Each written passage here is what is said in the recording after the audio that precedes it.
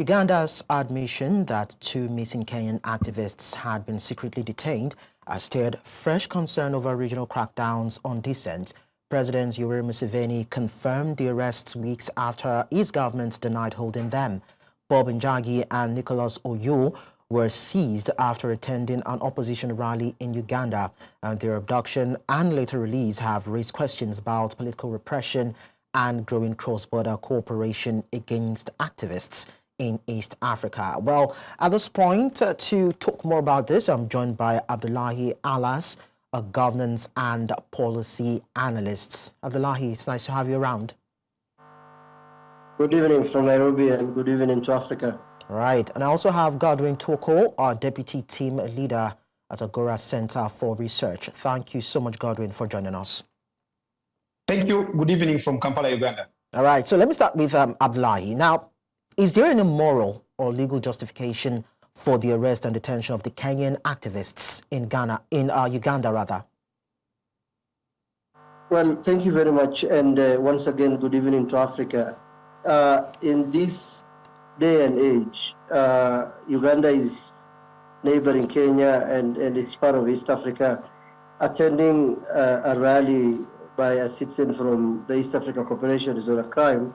And if they did commit a crime, the first thing they were supposed to do is notify the Kenyan embassy. You know, they have been taken to a military center and they were detained there. They kept incommunicado. They were not given their rights of phone calls. Advocates were not allowed to access them. Their families were not informed where they were.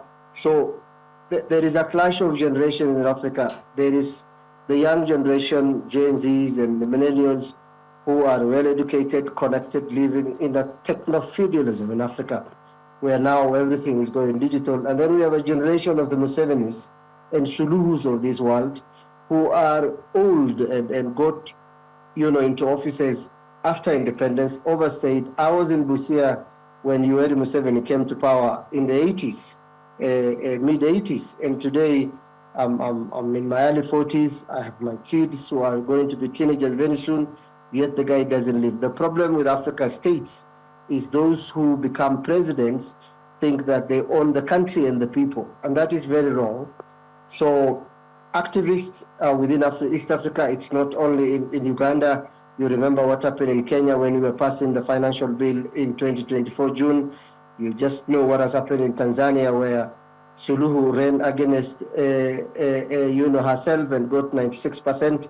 So this modern day Africa, it reminds me of when Julius Nyerere said we need to radicalize Africa. Radicalism in terms that we allow policies to work, we allow human rights to be respected, we allow systems and constitution and legal fraternity to also be used to deal with people who have committed crime. But when you arrest activists who have been invited by their fellow Africans in Uganda, and then you keep them in a military basis, and then they are told they are being tortured, then 60 years after independence, like Kenya is almost 63, 64, we cannot allow this modern age. Africans, especially young people who are below 45, it's a youthful, continent where almost 75% of the population in Africa are below 40. So this is unacceptable. And these are people who want to stay in power and they want to use tools or the state machinery to cause fear so that people do not have dissenting voice. And the truth, the problem is always the casualties of oppressors and those who are authoritarians like Museveni. All right, so Godwin, based on what Abdullahi is saying, it's not an East African problem per se. It's a continental challenge when it comes to governance and that impunity and the rights of humans. It's quite interesting, Godwin, that we even see a president publicly coming out to acknowledge after 5 weeks that two people who are foreign nationals were actually taken, in some other occasions or some other reports, abducted or arrested. Now, isn't this a gross violation of human rights? It is, but I want us to first understand that while this is a continental problem, it runs on steroids in Uganda.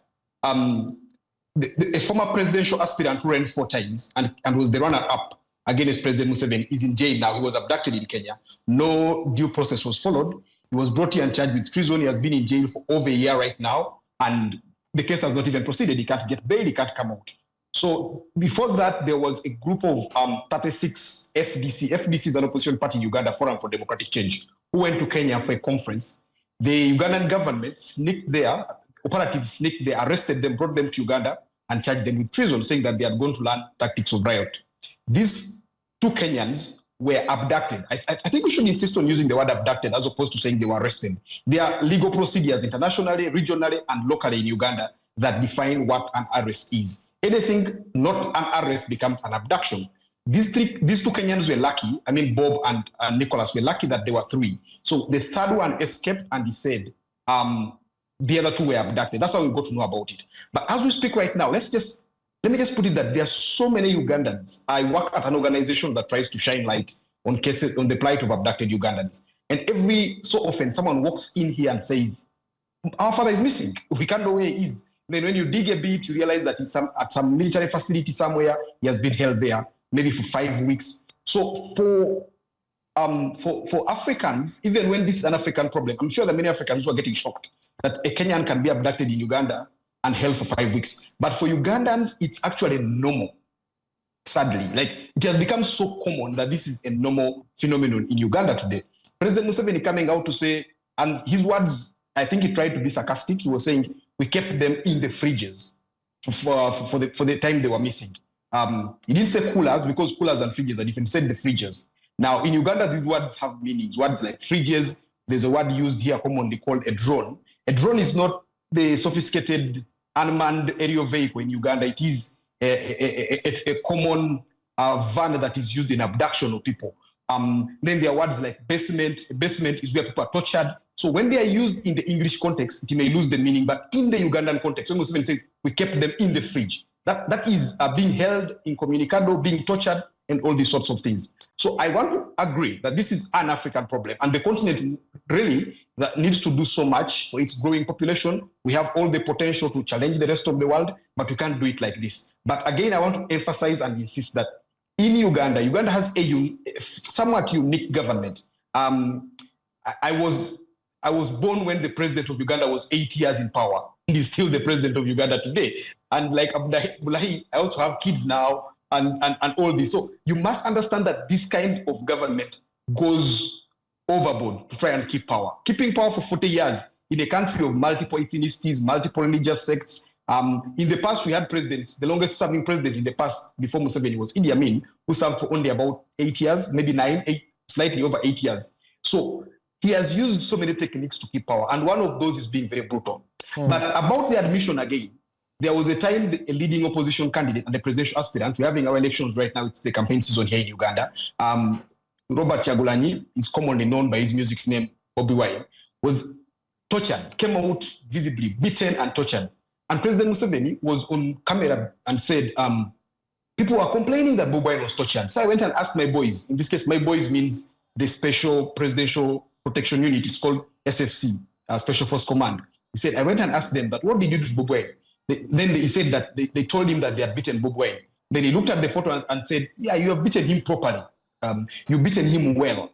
You've taught him some lessons. So these words, as abhorrent as they should be, I don't think, I feel sad when Black Africans are getting, are facing racism and torture in the US. Okay. But in a place like Uganda, it should be like our credo, where we treat each other with respect, with love, and not go about torturing each other. But for the case of Uganda, unfortunately, these things have been normalized and it is a daily occurrence, unfortunately. Oh, okay, so Abdullahi, we're probably looking at a case of ongoing crackdown by not only President Museveni, of course, who sees some people perceived to be supporters of Bobi Wine, his fiercest critic and political threat, throwing some kind of jabs that may, according to him, destabilize his country, just as we've seen in other African countries where they use the federal might to clamp down on dissenters. Now, if we don't have local institutions to put these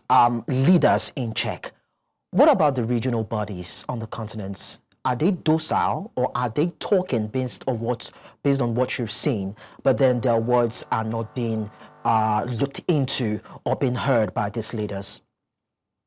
Well, if you look at bodies, whether it is international or in Africa, I call them a place where retirees, African retirees are employed.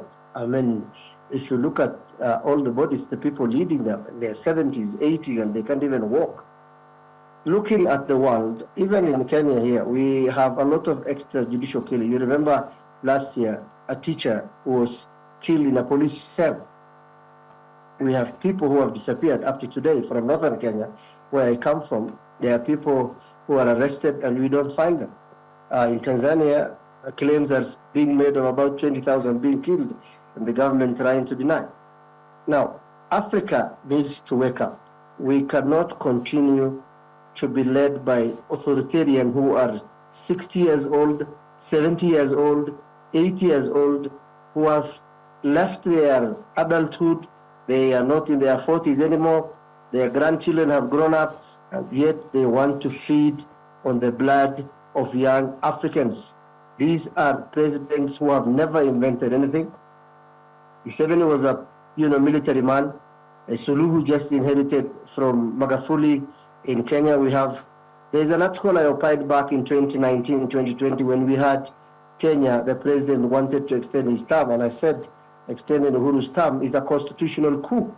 So in Africa, states are called that they are very powerful. They are not powerful. States are abusing power. Instead of protecting its citizens, they're abusing it by either kidnapping. Why? They're using the tool of the police and covert operations to instill fear, because truth is a threat to tyrants and authoritarians. So I think the discussion we need to have is Africa is having issues. If you look at Sudan, if you look at South Sudan, Kenya, we have issues of crime. If you look at Boko Haram you look at what's happening in Sahel. So I think it is incumbent upon African young professionals to sit and say, Africa must unite. Libya, Gaddafi, with all his problems, it is the only country in Africa that did not have debts with the World Bank and any other organization. It's a place where health was free, housing was free, education was free. But just because he wanted to implement an African agenda of whether having the African currency in terms of gold, connecting and using one passport, as Ibrahim Traore of Botswana is trying to do, Burkina Faso.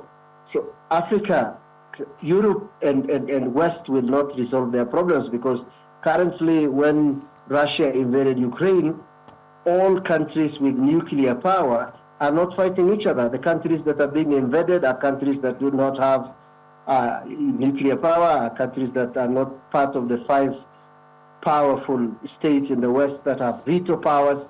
The UN is funded 70% by the United States. It's being used.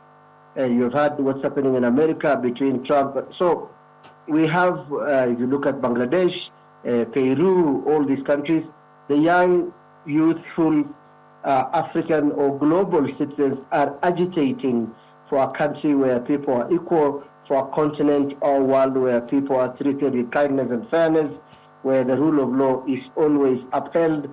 So whether it is in Kenya or crime in South Africa, or if you look at Mali or Burkina Faso or Nigeria, Kenya is among the countries that have been relatively developing in terms of its political space.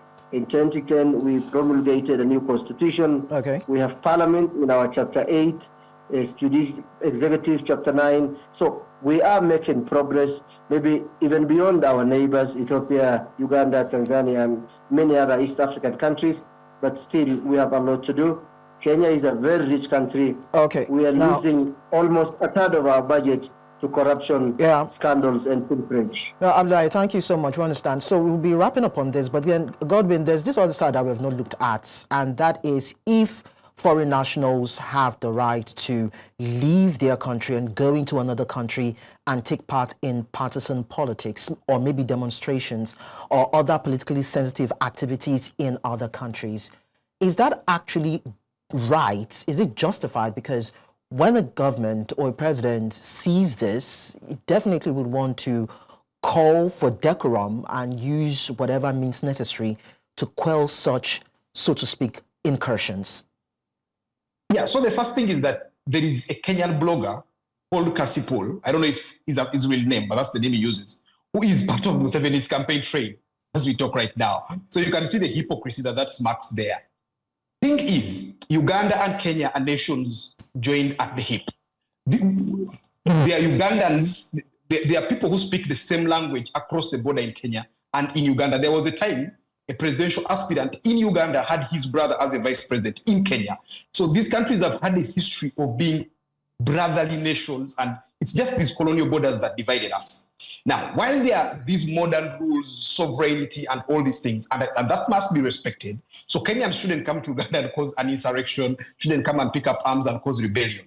But joining peaceful activities like political rallies and campaigns should actually be, should extend to Kenyans. I think Kenyans should feel that they have a mandate to come to Uganda and understand the politics of Uganda. I read Kenyan newspapers to know what's going on in Kenya, because the route to the sea for Uganda is through Kenya, and that affects us a lot. So the same should be true for the Kenyans, that what happens in Uganda gets them concerned. But look at it from another angle. Uganda sends troops to South Sudan to stabilize South Sudan. Uganda sends troops to the Eastern DRC to stabilize that region. And Uganda does have a good justification to do that in the spirit of brotherhood, as far as going and we go as far as Somalia. So these nations that are in the same economic and regional blocks that share brothers across the border, I think it should be our mandate. So unless it is something that really goes against the law, I think this is within the mandate of the Kenyans to understand the politics of Uganda, and they should actually be concerned about it. All right, so Abdullahi, your final thoughts on this. Some governments would view such actions as interference, just as the Tanzanian government said that foreign nationals are trying to cause instability in a country after the election. So when you look at domestic affairs like this, why would someone from another country come into another country and risk angering, the states, when the person could just stay neutral or not even come at all? Africans, people are connected and they have the right to air their views. Africa is now becoming one. That's why we have East Africa corporations. People can move freely. There is freedom of association. With Bobby Wine was in Kenya. He was welcomed here by Boniface Mwangeda Babu, the MP for Babu Owino. Globally, we are not in the 50s and in the 40s. There is one world. You have watched a Ugandan-born Mamdani elected in New York as a mayor. If you go to Norwegian parliament, there is Mariam, who is a Somali. If you go to the Canadian parliament, we have a minister. The world is becoming globally connected and people are moving freely. I just came back from Europe, and if you looked at that plane, there were more than 500 people. That was shade of human beings. You could find any color, any type of eyes, any type of noise. So we are not in the 40s or Second World War, Third World War. We are connected by technology. We are connected by education. We are connected by, businesses. Africans can go and, campaign in other countries for their brothers and friends, as long as they are not, violent, as long as they are not breaking the law. Okay. What is the problem? My dad had a shop in Busia in 1987. So if I go to Busia and campaign for a member of parliament, there is no problem as long as I've not committed the crime. Okay, well, this is an ongoing conversation anyway. We'll see how the Ugandan president and, of course, other countries, most especially Kenya, William Ruto would probably respond to this, probably send an envoy to strike some back-channel agreements so we don't have something like this happen again. But then we appreciate the fact that Abdullahi Halas, governance and policy analyst, and of course Godwin Toko, deputy team leader, Agora Centre for Research, both of you could actually lend your voice to talk about this on the show. Thank you so much for your contributions.